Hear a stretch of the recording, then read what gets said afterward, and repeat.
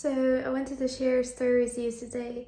For the longest time ever, which was probably since I was 18, so like 5 years, I used to be a vegetarian. And only recently, less than a year ago, I switched to first a pescatarian diet, also incorporating fish, and then also to eating meats. And it was because I've learned so much about different health things that the diet was no longer aligned with how I wanted to be. But the reason I'm telling you this is that it was not that hard to switch the diets. The hardest part was the identity shift, because whenever we do something for so long, it just becomes a part of our identity. And I was, without even realizing that, identifying myself as vegetarian. I knew everyone in my friend circle knew me as vegetarian. And the first time I would go somewhere with my friends and I would need to order a non-vegetarian meal, I was so scared. I didn't want to tell them. I thought they would say, how could I betray my identity or something like that. It was so crazy.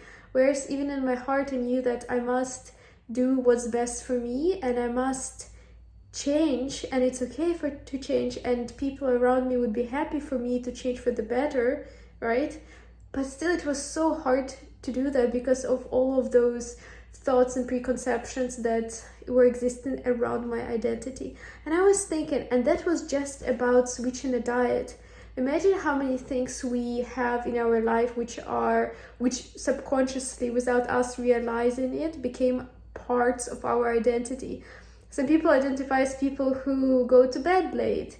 They identify themselves who love watching Netflix, or they identify themselves with people who love drinking coffee in the morning. And even those are just like small silly things. It could be so hard to change, not only because of the actual change, but because we believe that's who we are. And we're scared of what others would say about us if we don't stay consistent with our identity. So here it is to everyone who's listening in. Be brave and still do what's best for you, even if you have to break through the old identity. In the end, those who are true friends, those around us who love us, will be happy for us to change for the better. But also be aware that there's this weight of identity that we carry with us.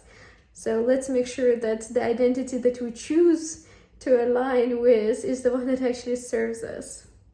I hope this episode helps you make the change, whichever change you've been wanting to make, and maybe clears out some questions of why was it so hard to change. I hope you enjoyed this episode, and if you did, I'll see you in the one tomorrow.